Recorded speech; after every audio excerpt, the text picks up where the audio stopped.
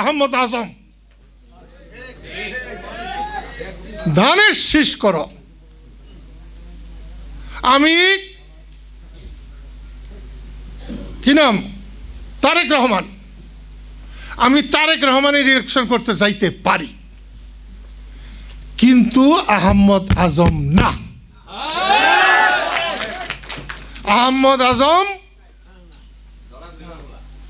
আহমদ আজম পাকিস্তানি হানাদারদের চাইতেও খারাপ।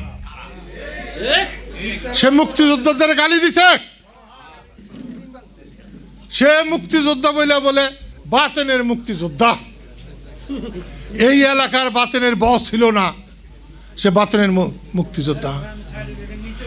আর মিথ্যা কথা, আমি মিথ্যা কথা বলা আলা, খুন করলে তারে আমি ছাড়তে পারি, কিন্তু মিথ্যা কথা বলা আলা লোকরে আমি ছাড়তে পারি না। সানবিট সব দিবে সামাল। সানবিট ম্যাজিক প্রেস ডিশওয়াশিং এর মাথা ঘোরানো সলিউশন। তাহলে তোমাদের যে আপত্তি ছিল, তারপরেও যে আমি বললাম, কি নাম ওর, সালাউদ্দিন রাসেল, আমরা ওকে সমর্থন করব, ওর মার্কা জামরা রাহেন জিনা। একটা বক্তাও ভোটের কথা কয় নাই। আমার এই জন্যে বলতে হইল যে আমরা একজনের পক্ষ, শুধু সেই জন্যে ভোট চাবো 21 তারিখের পরে।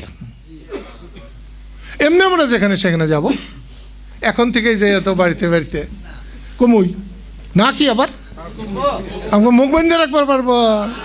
এখন থেকেই আমরা বাড়িতে কমু, এখন থেকে। এটা কি ভালো হইলো না খারাপ হইলো? ইফতার পার্টি করবার দেয় নাই। হায় রে হায়, এক মাঘে যে শীত যায় না, এইটা বুঝিয়ে দিতে হবে। এইবার 24 সালে শেখ হাসিনার পতন হয়েছে। বৈষম্য বিরোধী আন্দোলন, এটার পক্ষে না বিপক্ষে তোমরা?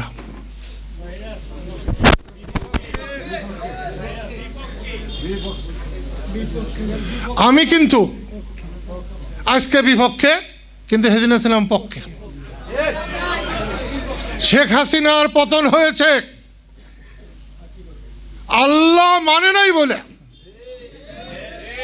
মানুষের প্রতি এত অবজ্ঞা করা যায় না, বিরোধী দলের প্রতি এত অন্যায় বলা যায় না।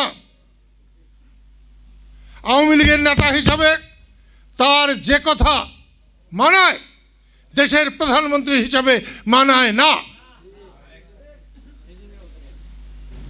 সেই জন্যে আল্লাহর তরফ থেকে হয়েছে।